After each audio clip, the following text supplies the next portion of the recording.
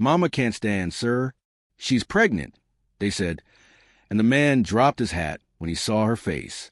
Sheriff Coleman Briggs sits behind his oak desk, badge catching lamplight. The door opens. Deputy Miller enters, hat in hand, voice shaking. Sir, there's a woman outside. Says she needs to see you. Tell her to make an appointment. She can't stand, sir. She's pregnant. Miller's words hang in the air. Coleman doesn't look up from his paperwork. Then get her a chair. Sir, I think you need to see her face. Coleman's pen stops moving. Something in Miller's tone makes his stomach clench. He stands, straightens his belt, follows Miller to the door. The woman leans against the porch post, one hand on her swollen belly, the other gripping the wood like it's keeping her upright. Her dress is simple, faded blue. Her hair hangs loose, dark with streaks of early gray. She turns. Coleman's hat falls from his fingers, lands in the dust with a soft thud. Hello, Coleman. Her voice is exactly the same. Low, steady, like water over stones. But her face, Christ, her face. The left side bears a long, white scar from temple to jaw. Her left eye is clouded, milk white where it should be brown. You're dead. The words escape before he can stop them. Am I? Miller shifts nervously beside him. Sheriff, should I? Get inside. Coleman's voice is barely a whisper. Both of you. Now. The woman, Sarah Beth Carraway, though she'd been Sarah Beth nothing for 7 years, pushes herself off the post. Each step looks like it costs her something she can't afford to give. You're supposed to be dead, Coleman says again. Supposed to be. But here I am. She settles into the chair Miller brings, winces as she adjusts her weight. Funny how things don't always go according to plan. Her one good, I finds, is the brown is darker than he remembers, like earth after rain. We need to talk. Coleman closes the door, leans against it. His hands shake as he reaches for his cigarettes. You can't smoke around me now. Sarah Beth's voice cuts through the silence. Bad for the baby. The cigarettes fall back into his pocket. Whose baby? She laughs, and the sound makes his skin crawl. Guess. That's impossible. Is it? She shifts in the chair, one hand moving in slow circles over her belly. 7 years is a long time, Coleman. Long enough to heal. Long enough to remember everything. Miller hovers near the door. Coleman jerks his head toward the back room. Coffee. Make it strong. When they're alone, Sarah Beth speaks again. You threw me in Widow's Creek. Middle of winter. Water. So cold it stopped my heart for 3 minutes. You fell. I fell because you pushed me. Her voice never changes pitch, never rises. That's what makes it terrifying. After you finished with me. After you took what you wanted and decided I knew too much about your little arrangement with the Hendricks family. Coleman's face goes white. Nobody would believe. The drugs running through their ranch? The money you take to look the other way. Sarah Beth tilts her head. Maybe not 7 years ago. But things change. People change. What do you want? Justice. The word sits between them like a live snake. Money? I can get you money. I don't want your money. Then what? Sarah Beth stands slowly, both hands bracing against the chair arms. I want you to remember something. The night you killed me, I made a promise. You were dying. You couldn't. I promised I'd come back for you. She takes a step toward him. I promised I'd take everything you love, everything you built, and I'd burn it down. Coleman backs against the door. You're just one woman. Am I? Sarah Beth smiled, doesn't reach her remaining eye. Look at my belly, Coleman. Really look. He does. And something moves under her dress that doesn't look right. The shape is wrong. Too big, too angular. What's growing in there isn't just a baby. Her voice drops to a whisper. It's everything you buried coming back to life. The coffee pot crashes in the back room. Miller's cursing echoes through the thin walls. 7 years, Sarah Beth says. I've been planning this for 7 years. Miller returns with shaking hands and split coffee. Sarah Beth doesn't look at him, but he can't stop staring at her ruined face. Set it down and leave. Coleman orders. Actually, Sarah Beth says. Deputy Miller should stay. This concerns him, too. Miller freezes halfway to the door. Ma'am, from her dress pocket. Sarah Beth pulls a small leather book, pages yellowed and warped from water damage. Recognize it, Coleman? Coleman's face drains of color. Where did you get that? I never let go of it, even when I was dying, even when the water filled my lungs. She opens the book, runs her finger down a page of careful handwriting. Amazing what you can preserve if you're stubborn enough. What is that? Miller's voice cracks. A ledger, Sarah Beth says.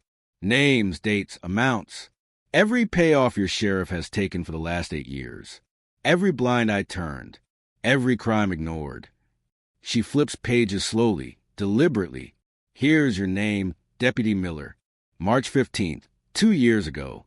$500 to lose evidence in the Hendricks barn fire. Miller's face goes white. I never. The accelerant cans? The ones that proved it was arson? They disappeared from the evidence lock of the day after Coleman paid you. Sarah Beth's voice remained steady as stone. I was watching through the window that night. I see everything now. Coleman lunges for the book. Sarah Beth's hand snaps out, catches his wrist. Her grip is impossibly strong, and where her fingers touch his skin, it burns cold. Don't. The temperature in the room drops 10 degrees. You don't want to touch what's mine. Coleman jerks his hand back. The skin where she touched him is red, blistered. Were you? Miller whispers. Sarah Beth looks at him, and her clouded eye seems to swirl like smoke. I'm what happens when someone refuses to stay dead. She stand again, the movement more fluid now, like water rising. The baby kicks when I'm angry. Want to feel. She presses Coleman's hand to her belly before he can pull away. Something inside pushes back against his palm. Hard, sharp, definitely not human. Jesus Christ. He stumbles backward. Wrong, deity, Sarah Beth says. What's growing in me is older than that. Hungrier. The lights flicker. Outside, a dog begins howling. You have a choice, Coleman. Both of you. She tucks the ledger back into her pocket. Confess everything. Make it public. Or I'll make it public for you. Nobody will believe you, Coleman says, but his voice wavers. They will when the other women come forward. Sarah Beth moves toward the window, gazes out at the town square. I'm not the only one you hurt. I'm just the only one who came back. Lightning flashes outside, though there are no clouds in sky.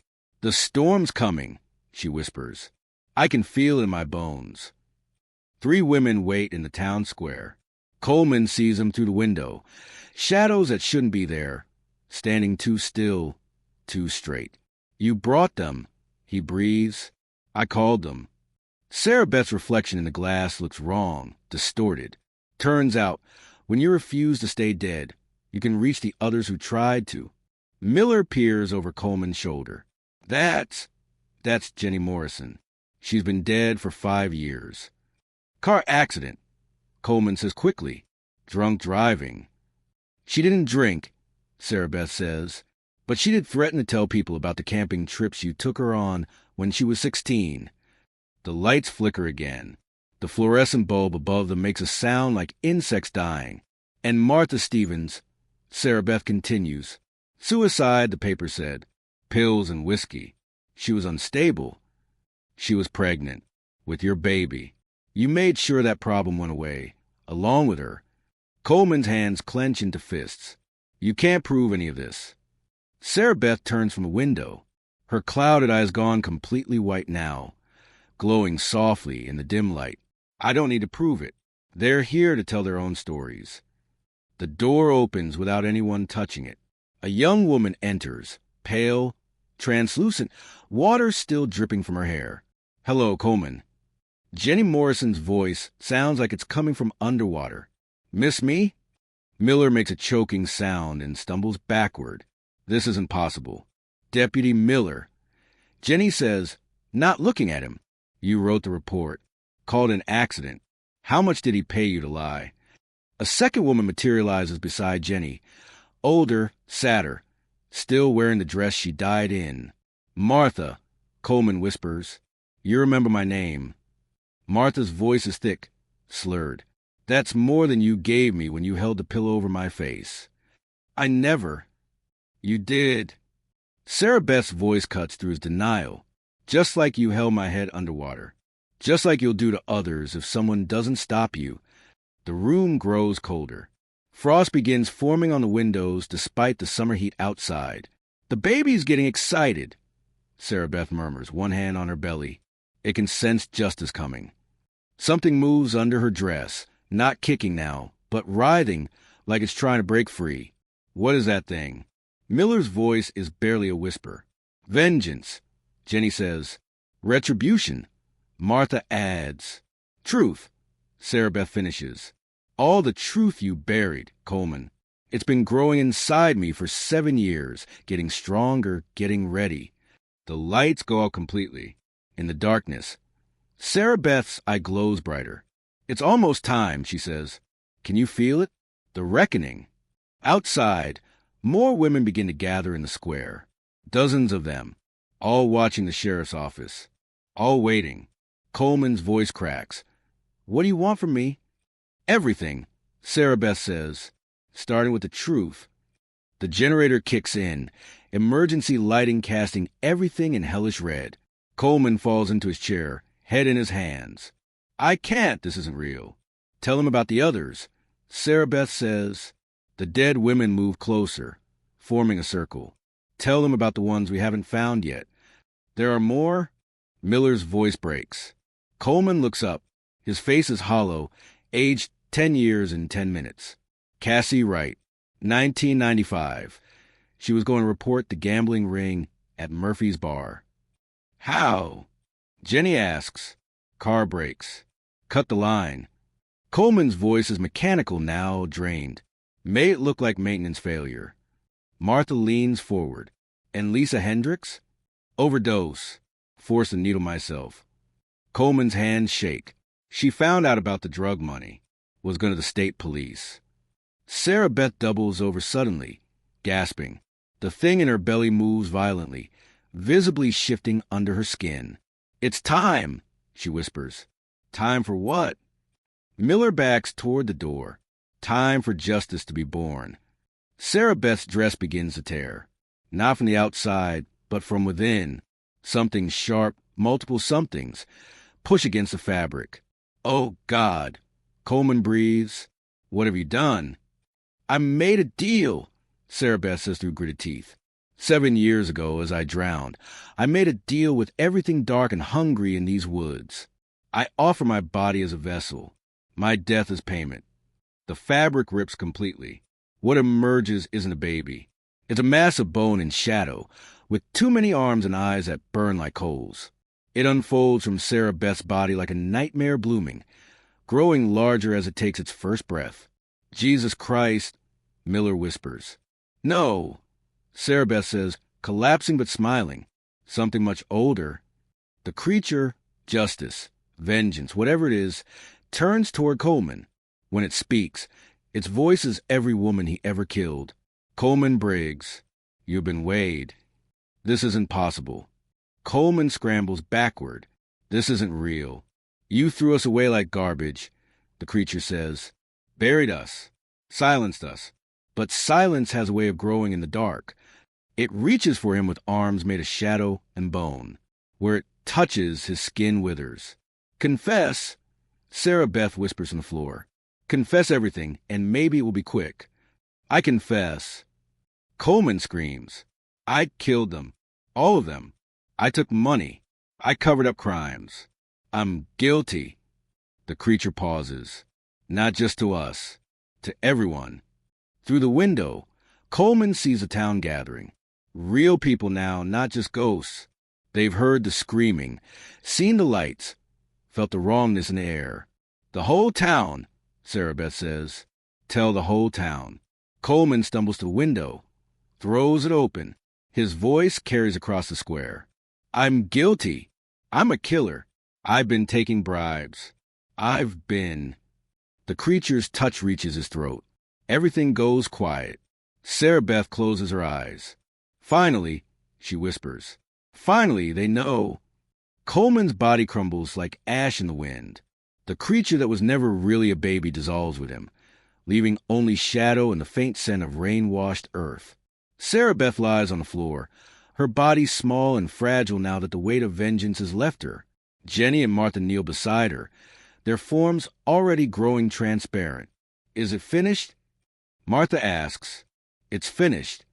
Sarah Beth's voice is peaceful for the first time in 7 years.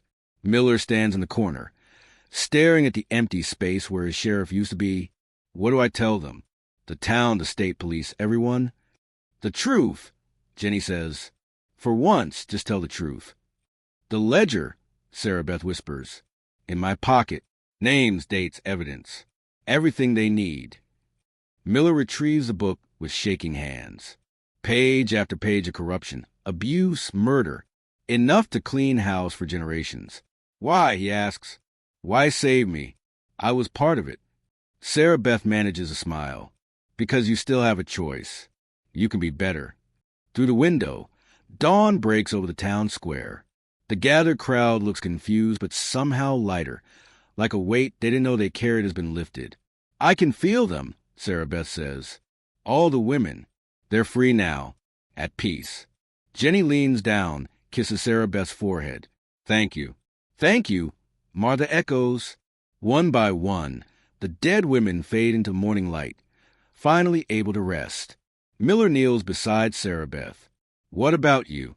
Are you dying? Yes. She doesn't sound afraid. But this time it's my choice. The baby. Was there ever really a baby? Sarah Beth's hand moves to her now flat stomach. There is, somewhere safe, somewhere he can't hurt her. My sister will raise her well. She closes her eyes. Tell everyone the truth, Deputy Miller. All of it. And maybe this town can finally heal. I will. I promise. Sarah Beth's breathing slows, then stops. But her face is peaceful, and in the growing sunlight, she looks young again. The way she looked before Coleman Briggs destroyed her life. Miller stands, clutches a ledger to his chest, and walks outside to face the town. There's something you all need to know, he begins. The truth finally finds its voice.